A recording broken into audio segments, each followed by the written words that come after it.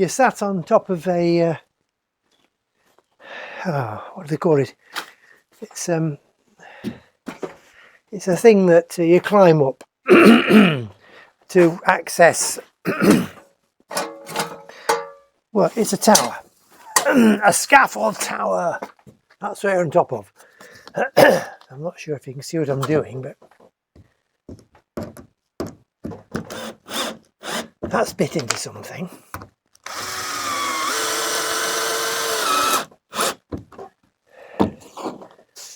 By golly, that's going to be hard to bend down. How the hell are we going to get that down to there? Bloody hell.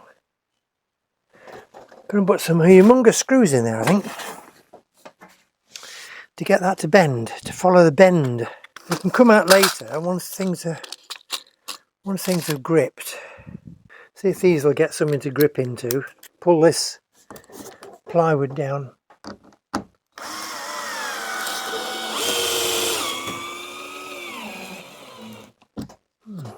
That's hopeful. Hopeful. Thick plywood, mind. Thick plywood. Unless we can get it down there, we're not going to do any good. We're into the keel here, so hopefully there's something to bite onto. We're not doing bad. This side's all secured. We're not doing bad. So we're looking for screws. Big screws from somewhere. We've only got to get them to hold. Once the glue's set, should be alright. A bit big, but needs must. Look at the size of that. Where are we? Look at the size of that one. If it'll go in and hold it, that's what we need.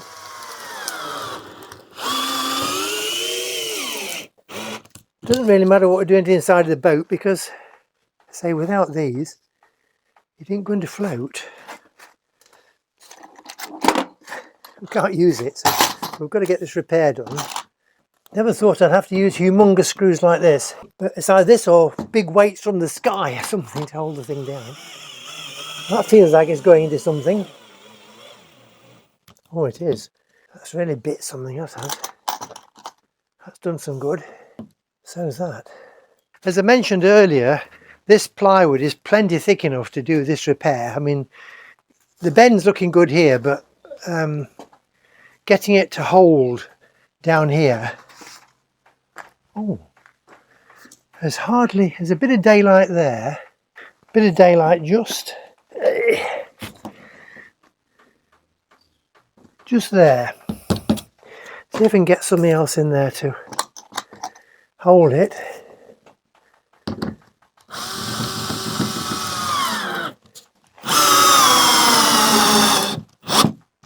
Gosh, that feels like it's...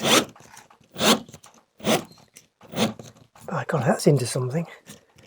After yesterday's struggle with this piece on this side... Oh, wow. That sawdust is hard.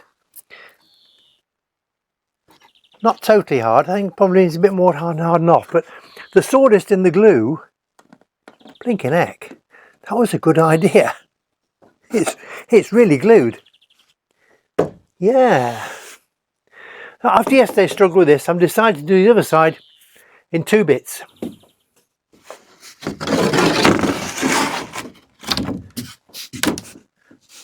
Oh, that's not bad.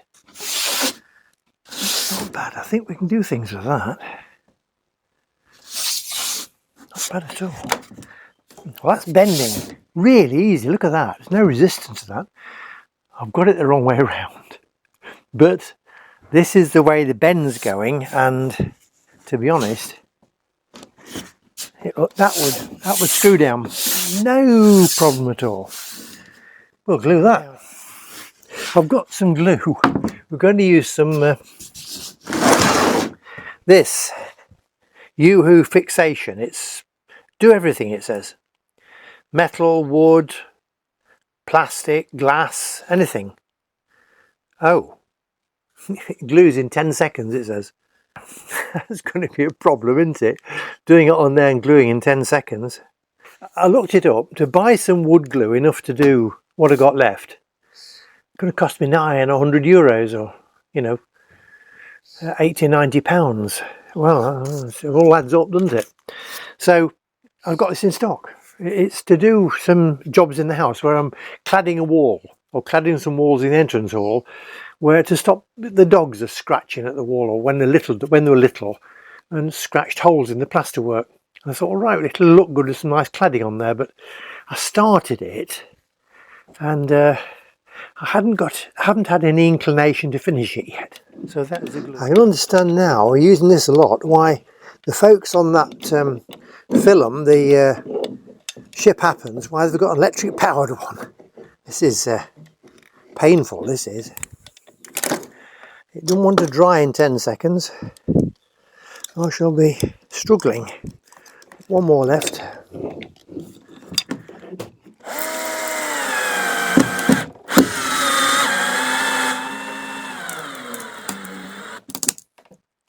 Yeah, that's taking it down, which is the important thing.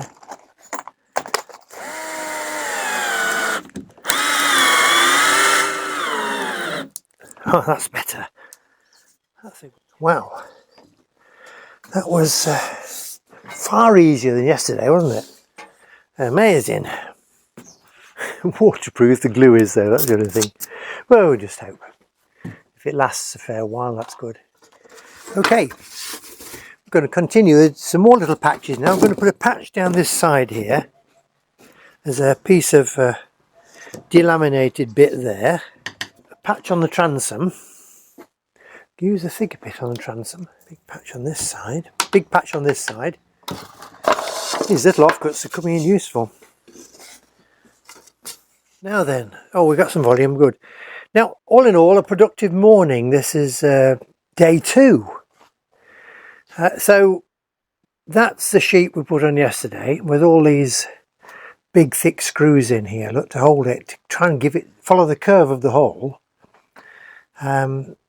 Now they're going to come out in a day or two. It's this stuff, it said 48 hours for this epoxy. Give it 48 hours to be hardened. But I mean, I'm pleased with it. This is epoxy I did the sawdust to. I think it's really glued it well, actually. So they'll be coming out, and I'm going to use some filler to run along the edge there just to smooth it up and fill in that gap. Here I've used some glue filler here, look.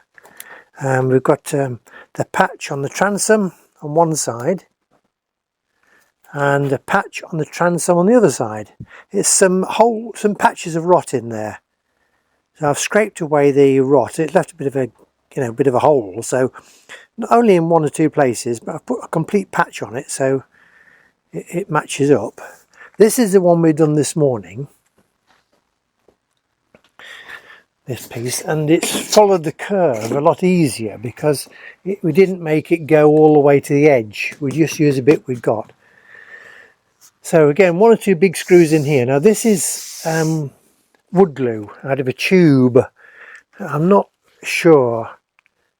I've not got the same confidence in it as the epoxy stuff. Looks it's really gone off well.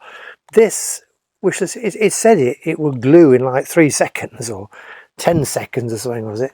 Let's look at the tube. It's a well-known make. It's Yoo-hoo. 10 seconds it says. Express. High resistant. All materials. So it should be good. So again, a lot of these screws can come out. There's a big one there, look. A big ugly screw. That'll have to come out. Some of these could stay in. So we'll just see how well it's glued. It feels hard. I mean, just touching the edge of it here, it's gone off hard, and it's on the edge here, it's blinking hard.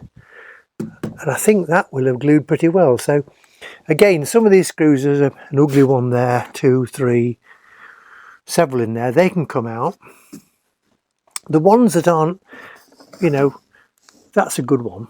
You can see that one isn't. It's not gone in so well. That one's not so good.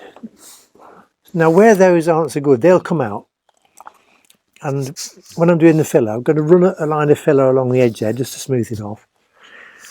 Where we've got the odd bit in the groove here, this is the bit that's helped, because you see the hole goes that way here a bit, up to the keel like that. So the actual following the curve like that for one piece, especially as thick stuff, what is it, 1/4 inch at least ply, here it was very difficult. So here, and it was easier. I mean, it's going to glue well. I can fill in, there's 1 or 2 screws haven't gripped so well, take them out, filler in here, fill in the gap, fill in the gap, fill in the gap here, make it look smart, and then the whole thing will be sanded down. There's some ugly screws in here, look, that there you can see how that one's really bit well. These not so good, but they should come out and there won't be a problem. It should have stuck. Bit of filler in the edges, lot of sanding down. Here, that's just where I scrape the paint off. That's solid as a rock. On the other side, there's 1 or 2 patches. There's a patch of rot in the corner here, hence I've put a big patch of rot here. So I've put a whole patch on to cover all that up, well glued on. It's the thinner ply, you see. It's exterior quality. I've used all exterior quality ply. I've not used any, you know, the non-waterproof. It's waterproof plywood. I've just put this patch on here because there was a patch of rot there and a patch of rot there, just under the gunnel, just in here. There's some here, you can see it. See here, patch of rot here. Let's move this tie machine out of the way. You can see in there's a patch of rot. Now that's fairly dry. It's got some bits of damp, just a bit of damp in there. Otherwise it'll be dry. It's nearly ready. I'm going to fill that. And if we work our way past here, there's a patch of rot in the bow under the gunnel, but it's got, because it's been raining like stink here, and the rain's come through this gap here, there's no sheeting there, then it's a bit damp. So I'm going to move this door while there's no rain and let it dry out. I've scraped it this morning right down as deep as I can go. It's not bad wet, but you know, there's no point in putting filler on top of wet. And then bits need scraping. Some bits want scraping like this, look, so we don't waste the paint next time. And that's about it on the outside of the hull. Bit of scraping here, bit more scraping there, and then it can have a coat of undercoat. A bit more scraping here, look.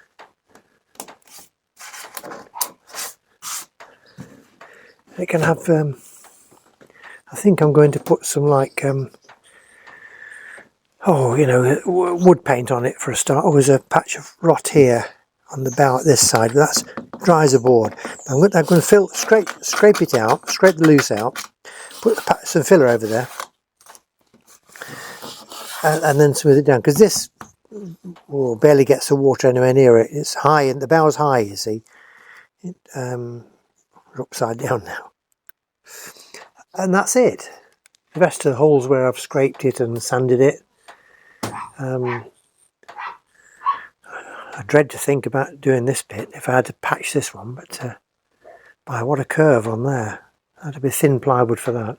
Anyway, if you look down it, that's the areas where, see, the stern is deep in the water normally, and this bit's sort of fairly high. I mean, often this bit here is out the water, even when it's sailing even.